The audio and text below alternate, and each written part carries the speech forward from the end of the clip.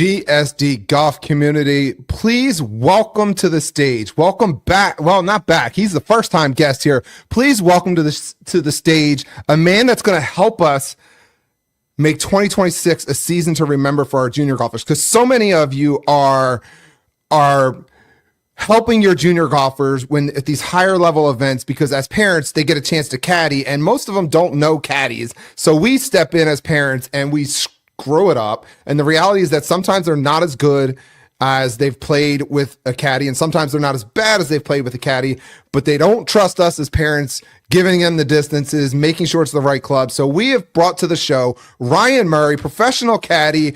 Ryan, welcome to the GSD Golf Podcast. Yeah, thank you guys so much for having me on. I'm really looking forward to it.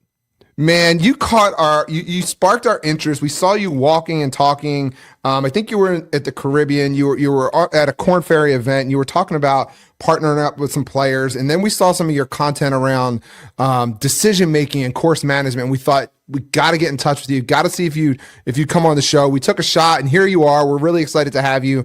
Talk to us about how did you get into the world of being a caddy? Were you a player first and then morphed into joining the world of a caddy? How did that happen?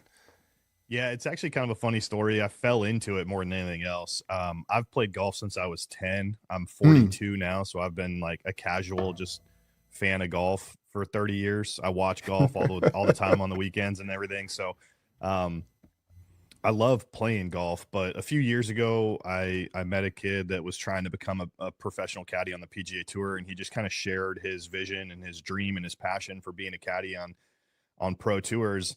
And I guess I just never really thought to myself like that was something that you could work your way into. I just figured like, wow, those guys have caddies, like it must be a friend of theirs, or it must be a buddy of theirs, or like somebody they know, right? Yeah, like I didn't think it was something that you could just kind of like get into. And then I ended up meeting somebody that was a professional golfer, and when he wasn't golfing in tournaments, he was caddying part-time at a country club in Nashville, and I just translated that into working at a country club. And then after doing that for a little while, I reached out to a couple guys that I knew that were caddies on the Corn Ferry Tour, and I was like, hey, I really like doing this. I want to go like on tour with you guys. Do it for real, right? Yeah. And then they just step by step told me what to do.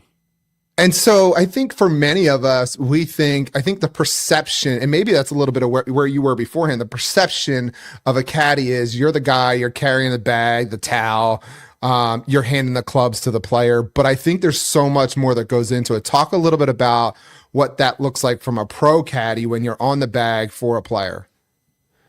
Yeah, there's there might be a little bit of a misconception about how much we do at times. I have met other caddies on tour where their player has asked them to only give them wind direction and nothing else.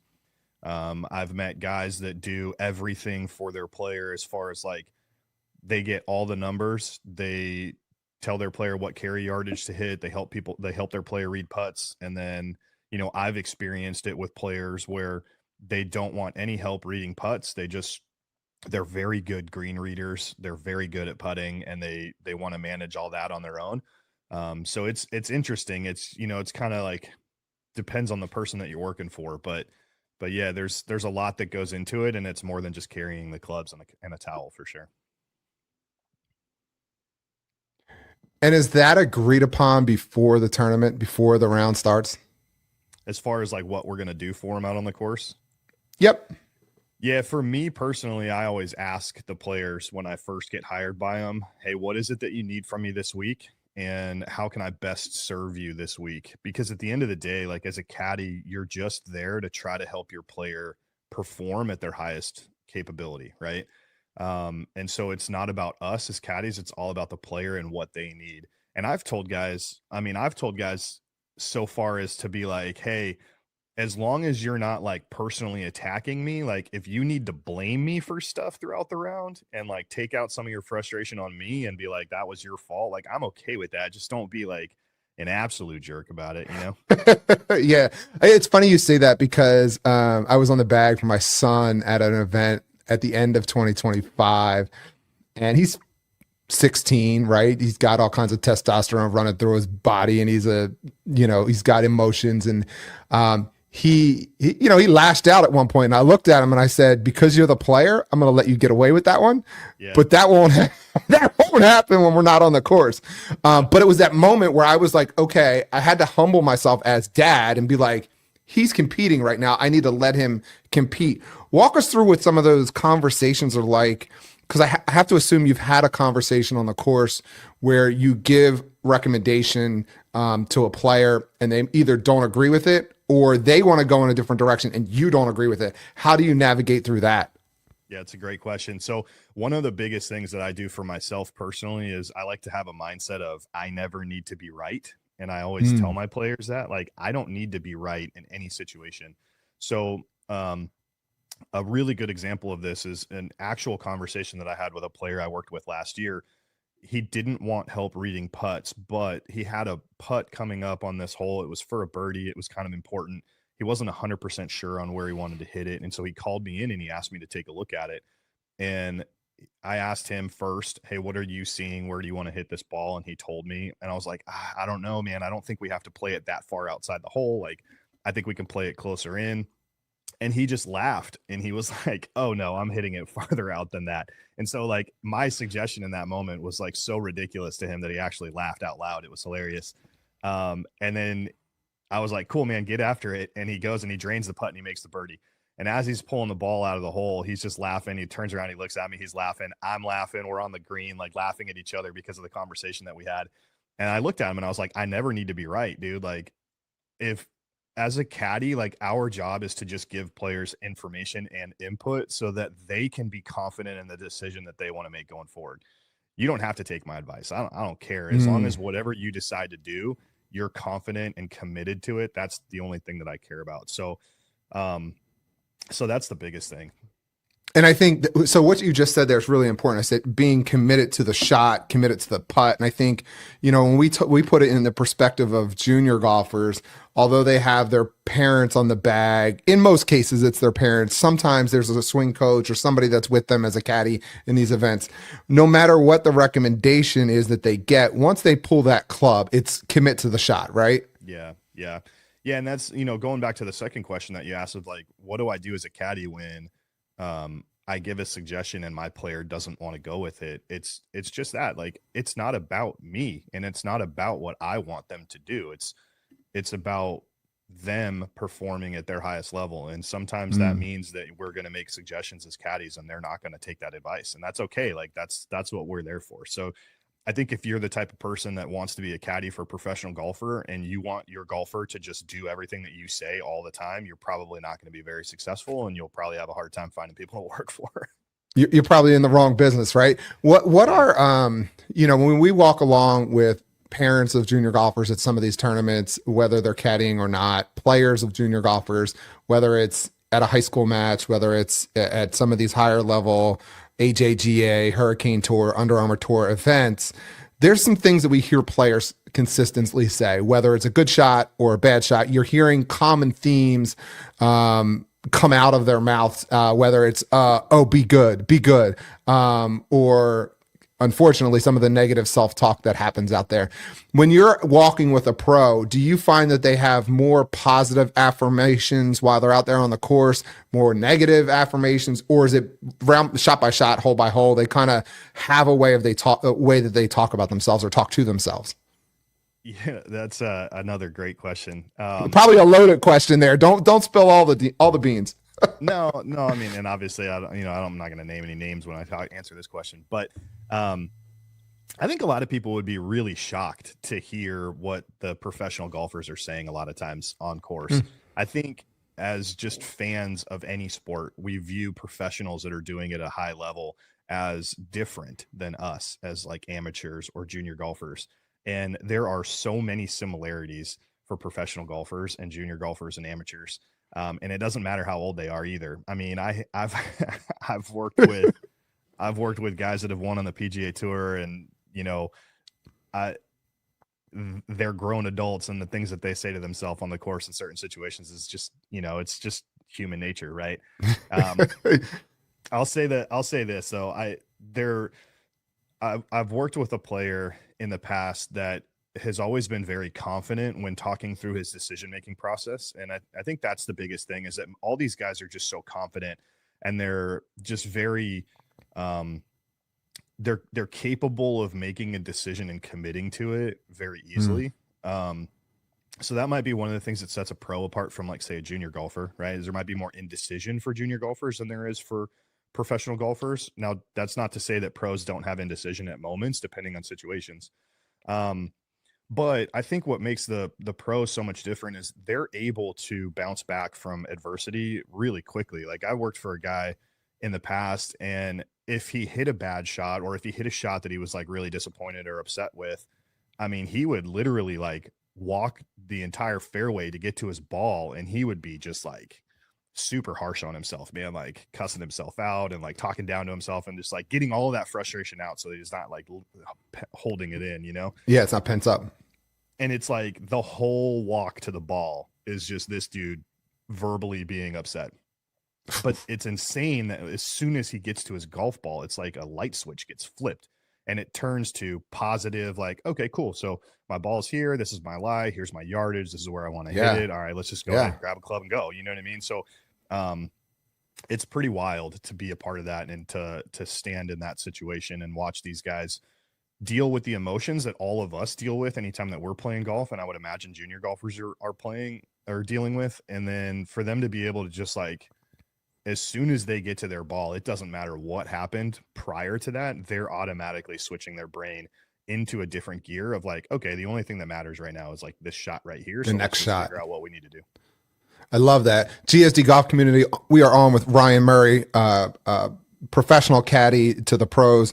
Ryan, I have to, so before we get into that, Ryan, I don't know if this is something you want to get into or not, but I know that you have a charity you're affiliated with. You do some work in a charity space. You want to talk a little bit about that charity in new to you, charity.org. It's a great cause. Yeah, thank you so much for bringing that up. My wife and I, back in 2019, we created a nonprofit with the idea of trying to help foster children in Tennessee. There are a lot of really negative stats that come associated with foster care and foster organizations and across the country. And if you guys want to go to our website and look into some of those statistics that we have posted on our website, it might drop your jaw. But yeah, go to new2ucharity.org, just spell it out exactly like it sounds. And it's just one of those things where, like, every year my wife and I used to sponsor a foster child for Christmas, and we would just get a Christmas wish list. And, you know, you're only obligated to buy a couple things off the list, but we don't have children of our own, and we wanted to do good, and we were financially capable of doing more. So we would just purchase everything on their wish list and maybe a few extra things. Nice. And we had done that for years. And I remember it was 2019. We had just dropped off our most recent bag of donations, and we came home, we're cooking dinner, and I looked at my wife and I just said, you know, I feel like I enjoy helping children during Christmas. I go, but what are we really doing to help make an impact? I'm like, all we're doing is helping one child one day of the year. I'm like, I feel like we're in a place where we should be able to do more. And she said, well, what do you want to do? And I said, why don't we just start our own nonprofit?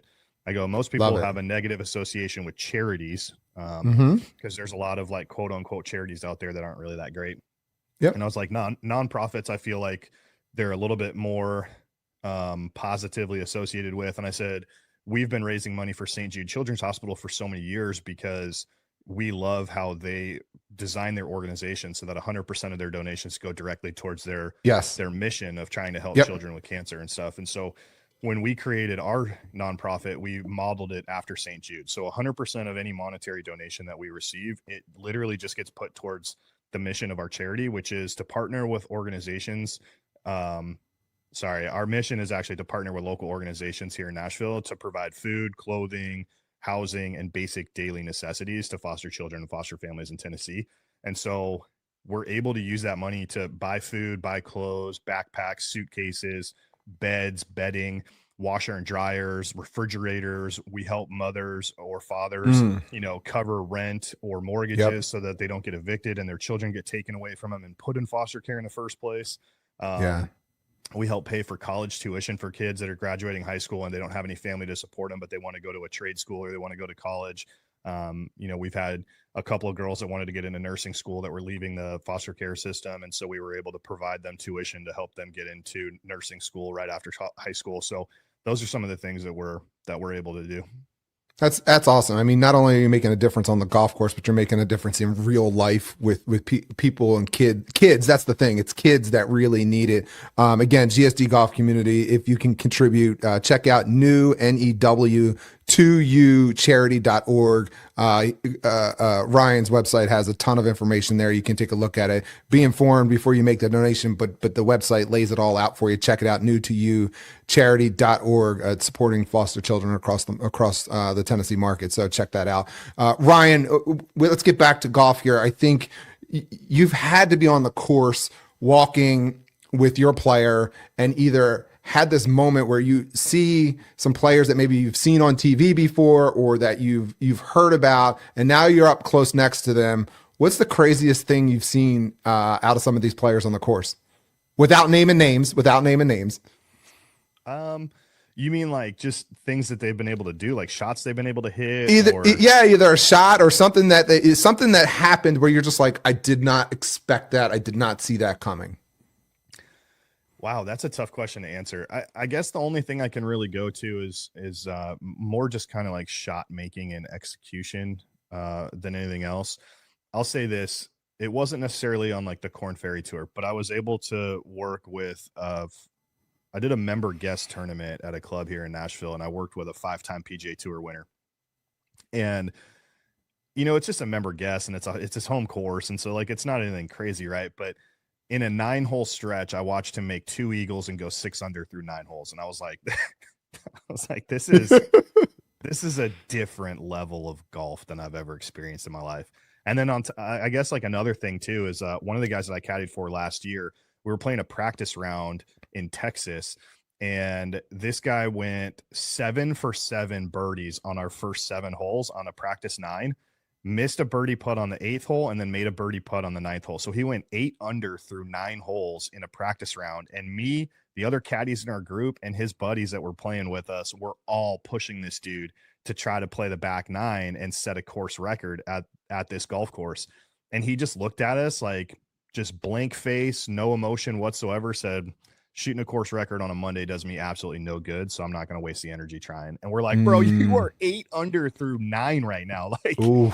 You could shoot that's like 57 out here. And he's like, nah, dude, like it doesn't do me any good on a Monday. Like I'll worry about that if it's a tournament round. Wasted energy. It's actually it brings up a really good point when you're out there with the players, because you caddy for practice rounds too, right? So yeah, what's their demeanor like? I mean, that's a unique experience there. That guy was clearly in the zone, playing lights out.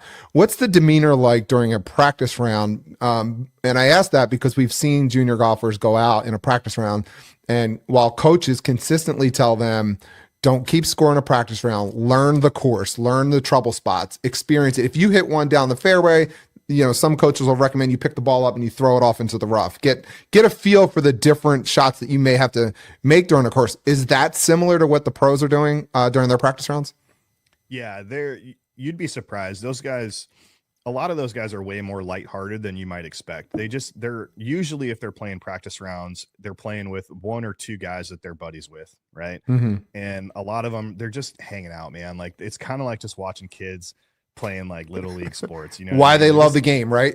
Yeah, they're just out there with their buddies. They're having a good time. They're talking about other stuff in the tournament. They're just joking around. They're cracking jokes. They're ribbing each other, like they're teasing each other. They're just enjoying being out on the course. And I think part of the reason why I've seen some guys shoot some really low scores during practice rounds is because there's that level of comfortability with the people they're on the course with. And then there's also like the lack of expectations that they have because they're not out there trying to post a score. So they're just kind of like freewheeling it. And, they're trying shots that they wouldn't necessarily hit in a tournament. And as a caddy, it's kind of fun during practice rounds because the players are trying to get to know the course. They're trying to conserve energy where they can, right? So a lot of times these guys will just play like a couple of 9-hole practice rounds. Mm-hmm. They don't always play 18-hole practice rounds. And so, from a caddy's perspective, it's fun when I get an opportunity to have us be in a position where I can look at my player and be like, hey, what do you think about like hitting this particular shot with this certain club in this situation so that if we get into this situation during the tournament, like we kind of know what the result's going to be, sure, or whether or not we're going to want to do that. And then to have them be able to like hit these actual practice shots so that we can kind of have a game plan in our head of like, if it's coming down the stretch and we need to make a birdie, we can be confident that this is going to go where we want it to. And so that's like really fun. Have you had experiences where, and I think the answer to this is yes, where, and in fact, I think I saw some of your content where you maybe show up and try to find a player that doesn't have a caddy yet. So this is the first time you're matched up with this player. How do you start to build that relationship? Because I think a lot of what you do on the course with a player, there's got to be a certain level of trust. Yeah. Yeah. And I think for the most part, what I've experienced from players is if you're in that position to be caddying for them during like a Korn Ferry Tour event, there's a certain level of trust that they already have for you, because otherwise you wouldn't be there in the first place. Right. But then to take it a step further for me, and this is obviously going to be different for other caddies that are out there. For me, I like to establish a couple of things right off the bat. One, I ask them, what is it that you need from me the most? And then two, I really try to establish how they prefer to be communicated with. And then I like to establish if we're going to talk about wind, direction, all those things, how do they want that to be communicated to them as well? Because different players want different information, right? And so I think by doing those things like right off the bat, that kind of sets the tone for, okay, so this dude is like actually interested in what it is that I need. He's not out here for him, he's out here for me. And then if you're able to know how to communicate with somebody the way that they prefer to be communicated with, then it just makes things easy going forward. And then after that, it just comes down to, you just talk to them. It's kind of like, it's kind of like going on a first date, right? Like you're just sitting there, you're grabbing drinks, you're maybe getting dinner, and you're just trying to get to know each other. And it's just kind of like, hey, tell me who you are. What do you like? What do you not like? And then that way, once you have those little conversations, then you can kind of get an idea of their personality, so that when you get out on the golf course and they start maybe going through some adversity, you can kind of like pick at some things that maybe you learned during practice rounds or range sessions, in those conversations on leaning on certain topics that you can talk about or bring up that'll kind of bring them back to focusing or kind of calm them down in certain situations. What types of recommendations? Because we're talking to Ryan Murray, professional caddy, has caddied on the Korn Ferry Tour and others many times, played with walked with some high level players, seen some elite competition. Our community, junior golfers, parents of junior golfers, and as we talked about earlier, sometimes parents get put on, the kids are playing an event, they need a caddy, mom or dad end up on the bag. The challenge that we have seen is that either the parents don't have competitive golf experience, or the player doesn't trust the parent. Obviously there's always that friction between parents and kids. What are some things that the parents can take from our conversation today and leverage when they have to be on the bag for the kid to help the junior golfer be successful? Yeah, it's such a good question. In my personal experience, having been around some junior golfers in tournaments, and I think it's always going to be very difficult for a parent or a coach to caddy a junior golfer during a tournament. And the reason that I say that is that you have a different relationship with your child than your child is going to have with a random stranger, right? Yeah. Imagine that your kid is going over to their friend's house to have a sleepover one night. And as a parent, you're probably going to say something to them like, hey, make sure that you're, mind your P's and Q's, make sure you're being polite, treat their parents with respect, treat their home with respect, like all those things. And their kid's going to act a little bit different when they're not around you in that situation. But as a parent or a coach, you've built this level of like trust and safety with these kids. And so when they get in those moments, it's easy for them to lash out at you.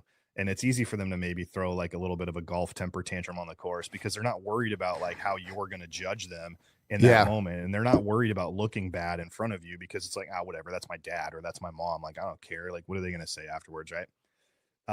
So I would say if you're a parent and you're caddying for a junior golfer, the biggest suggestion that I would give to you right off the bat is prior to the golf tournament, before you even get out there, like just sitting on your couch at your house, have a real serious conversation with your kid and just let them know like, hey, when we get out there on the golf tournament, I'm going to caddy for you, but I'm only there to support you. Like, you are the boss. I don't care that you're 10 years old and I'm your mom or I'm your dad. Like, you are the boss and I am your employee. So whatever you need, that is my objective. Like, that's the only thing that I'm worrying about right now. And then the other thing that I would suggest is that you also include in that conversation, hey, when we're in the tournament and you have to make a decision on what you want to do, I want you to be the one to make the decision. You know, if you have a question or you're not comfortable with something and you want to ask my opinion, I'll tell you my opinion, but I need you to understand that, like, it is your decision at the end of the day, regardless of the outcome. I'm not going to get upset with you. I'm not going to talk about it. You know, it's your call. It's not about me. And then the third thing I would say is maybe establish some sort of etiquette for if they do something that they get really frustrated or upset about, let them know, like, hey, if you miss a putt or you hit a bad shot and you want to get upset, I'll give you 10, 20, 30 seconds after you make that bad shot. You can be as emotional as you want. You can get as mad as you want. You can get as frustrated as you want. But at the end of that clock, we're going to shut that off. And the two of us together are going to just focus on the next shot and move forward. And that's all. And I think if you can establish those three things before you get out there, it can help, and it can make that experience a little bit better for the two of you. Yeah, establishing those ground rules is so key. And I think as you were talking, what I'm thinking in my mind is I'm an old football guy. I'm thinking, like, as a quarterback or a defensive back, like, the play happened, it's over. You need to go back out there and you need to focus on the next play, the next shot, the next hole. I love that concept. Ryan, talk to us about the last thing you say to a player before they pull that club and go settle in for the shot. It's situational, right? Like, there's a couple different things that I'll say.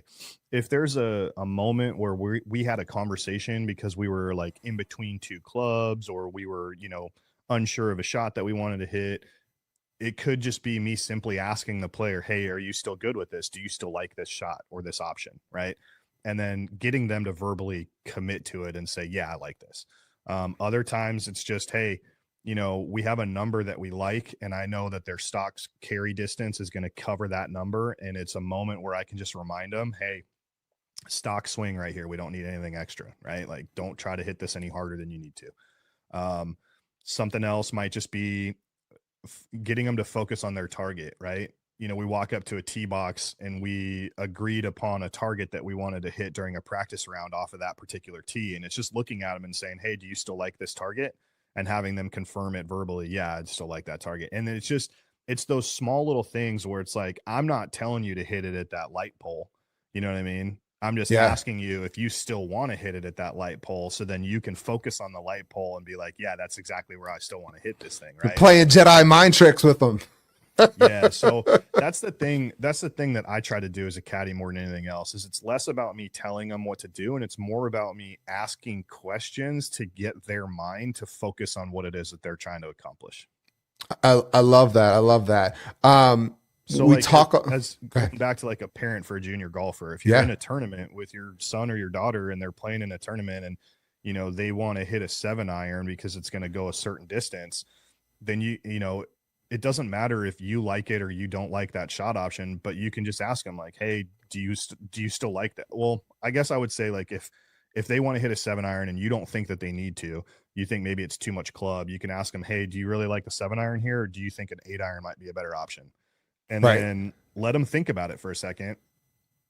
And if they're like, oh yeah, you're right, maybe the 8-iron is a little bit better, then it's not, you didn't tell them to hit the 8-iron, right? You asked them if there was another option that was better for them, and they made the decision to switch the club. So it is kind of like a Jedi mind trick, sort of, but it also, as a parent to a kid, it could alleviate a little bit of that tension between you being their parent versus their caddy and them being their child, because it allows them to make the choice versus you trying to tell them to do something different. And then there's less argument there. I think that empowers them too, right? To commit to the shot because they made the choice. Ryan, talk to us about, we talk a lot about routine and having a pre-shot, having a post-shot routine, having a pre-tournament, having a post-tournament routine. But when we think about the pre-shot routine, I have to assume there's a lot of similarities between players. Is there something that jumps out to you that you see a lot of players do? We constantly hear how important it is to breathe before shots. Is there something that maybe pops out to you? honestly, like all these guys have such wildly different pre-shot routines as far as like the nitty-gritty of it. But I will say the one thing that is consistent is that they all have a pre-shot routine and they all stick to it every single time. So if you're a junior golfer and you don't already have a pre-shot routine for your shots, I would strongly encourage you to have a pre-shot routine. And I would encourage you during practice sessions to work on your pre-shot routine. So it's not something that you can just be like, oh, I'm going to do A, B, and C every time before I get to my ball. And then you get out to a tournament and it's like the first time that you're trying it. You should incorporate that into your practice session where it's like, if you're going to spend an hour on the range hitting golf balls, before every single shot of that hour, you should also be practicing that pre-shot routine that you want, and then try to simplify it as much as possible so that it's something that you can count on and you can rely on in any situation, regardless of the pressure. And it's ingrained into your muscle memory. So it's not anything that you're having to like really think about. I love it. It's yours, right? It's your pre-shot routine. Make it work for you. And to your point about practicing it ahead of time, it's so key. Ryan, one more time before, I know your time is really important to us. I know you have a charity. You talked a little bit about it before. Tell the community where they can go if they want to check out what you got going on through your charity. Yeah, so our charity is called New to You. If you want to check us out on social media, on Instagram, it's at New to You TN, like the abbreviation for Tennessee. We're also on Facebook. I think on Facebook it is New to You Charity. I think it's like New to You Nonprofit Organization. I don't have Facebook. My wife runs the Facebook account, so I don't really know what the actual name is. And then if you want to just go to our website, newtoyoucharity.org, it has links for all of our social media on there. It also has information about our mission, information about what it is that we're trying to accomplish, ways that you can donate, ways that you can participate, all kinds of stuff. It's pretty cool. Ryan, before we get into some lighter side of our questioning, last question, piece of advice you would give junior parents of junior golfers that are going to be caddying. It sounds like you talked about those three key things, but if there's one one snippet you could have them walk away with, what would it be? Yeah, I would say as best that you can, emotionally detach yourself as their parent for that day. It's going to be tough, but well, like you said earlier, you're the employee, right? Yeah. Try to look at it as an employee-employer relationship and let your child be the boss and you're the employee, and just focus on, making sure they have water, making sure they have snacks to stay hydrated and fueled. And then, oh gosh, I actually was just thinking of something that's like a really good tip, and now I forgot what it was. Dang it. Oh, well, you got plenty of time. We'll come back to it. Ryan, before we let you go, we want to hit you with a little bit of a rapid fire. You obviously played golf, golf. So we've been hitting people with the rapid fire here at the end. You up for the challenge? Yeah, absolutely. Let's go. Favorite club in the golf bag for yourself, not for your players. Yeah, for me, it's my 3-wood. I mean, I hit that thing like an absolute missile, and it's pretty consistent every time I hit it. Love it. Favorite course you've ever played? Gosh, I hate this question so much. I've been very fortunate that I've played some really awesome courses. I would say among the best courses that I've played, Tobacco Road is one of my favorites for sure. Tobacco Road is like an incredibly special place. Every time I've been to North Carolina to try to get down there and play, it's been air raided or something's going on, and I haven't been able to get on yet. I got to get on Tobacco Road. I hear nothing but great things about it. Yeah. Dream foursome, dead or alive? Dream foursome is a good question. John Daly's going to be a part of that. Michael Jordan. Oh, that's going to be fun. And then I would say maybe like Max Homa for the vibes. Ooh, that could be a fun group. Favorite piece of advice that somebody gave you? As far as playing golf or as far as being a caddy? Either or, whatever has resonated with you. I'll say as far as playing golf, I'm not good at golf to get mad, which doesn't really help me very much, but it's a great piece of advice. Yeah. And then as far as being a caddy, the best piece of advice that I got was don't be afraid to be wrong. Like Mm. I like saying I don't need to be right, but the advice that I got from somebody else was you cannot be afraid to be wrong, because if you're afraid to be wrong, then you're just never going to speak up and you're never going to offer suggestions in moments that you think could help your player. And that's one of the things that I think is going to be able to separate really, really good caddies versus just kind of like average caddies. Ryan Murray, caddy, professional golf caddy, joining the GSD Golf Podcast to share wisdom. GSD Golf community, this segment is so important for the parents that are on the bags. You need to listen, tune in. Ryan, thank you for joining the show. We really appreciate your time today. Yeah, thanks so much for having me on. It's been fun. GSD Golf community, big shout out to Ryan Murray for joining the show today. So much great information around being a caddy at the professional level, but he gave us so many insights on being a caddy for our junior golfers, for helping them get a little bit better while they're on the course, what we can do, what we can't do, what we shouldn't do, the piece of advice we should give to our junior golfers when we're out there as caddies. It's a learning process, but the only way you're going to do it is go out there and practice it before the tournament. So go learn things, go become a better caddy for your junior golfers. You'll help them play better golf in 2026. Let's give a big shout out to our partners at P3 Recruits, the official recruiting agency of the GSD Golf Podcast. Check them out, P3 Recruits. You get a free consultation. They'll set you up. You'll talk to one of their coaches. You'll find out what schools, what programs are the right fit for you, and then you'll move forward with figuring out a way to identify and contact those coaches, get on the recruiting radar, and move that process forward. They have a great event going on in the middle of April down in not in Orlando, down in Florida. Check them out, p3recruits.com. There's a ton of great information. You'll get visibility with college coaches and the P3 coaches to see where you fit in that recruiting landscape. And of course, our friends at Where's Woody got us in the softest hoodies on the market. where'swoody.com, found it in Cape Cod, California Vibe. They are the official outfitter of the GSD Golf Podcast. Check them out. GSD Golf, let's make 2026 a season